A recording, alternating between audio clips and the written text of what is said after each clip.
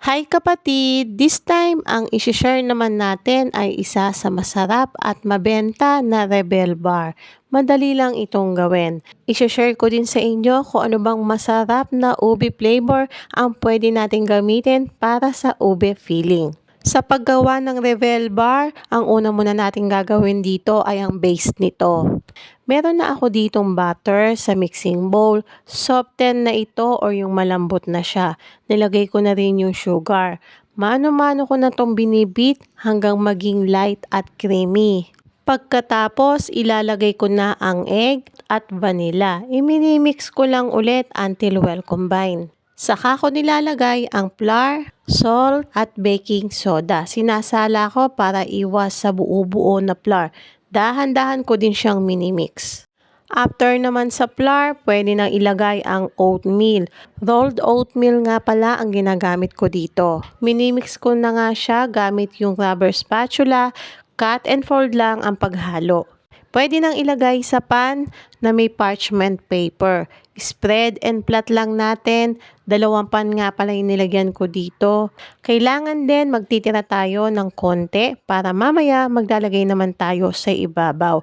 Tatansyahin nyo na lang kung gaano kadami ang inyong ititira.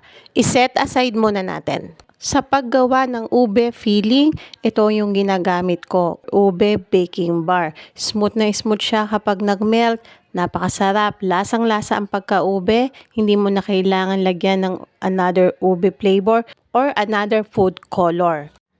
Ube baking bar plus condensed milk. Pwede kayong mag-adjust sa condensed kung sa tingin nyo ay masyadong matamis kapag isang can ang inyong nilagay. Cook lang sa low heat. Continue sa paghalo until mag-melt at mag-combine ang ube bar at condensed milk.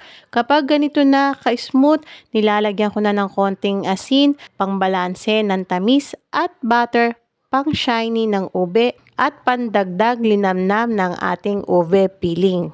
Optional lang ito, pwede nyo namang hindi lagyan ng butter. Kapag totally nagmelt na ang ating butter, pwede nang ilagay sa ibabaw ng ating base. Spread lang ng maayos, yung natirang oatmeal mixture, ilalagay sa ibabaw tulad nitong ginagawa ko. At i-bake sa preheated oven, mababa lang ang temp na sinet up ko dito. After naman i-bake, pinapalamig ko to ng husto bago ikat. Huwag nyong ikakat ng mainit pa dahil hindi pa firm ang ating ube filling. At ito na ang finished product ng ating ube Rebel Bar. Ubing-ube ang lasa, di masyadong matamis kasi di natin nilahat yung isang lata ng condensed.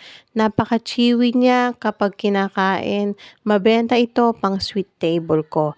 Yun lang, sana'y makatulong sa inyo ang bidyong ito. Thank you for watching. Bye-bye!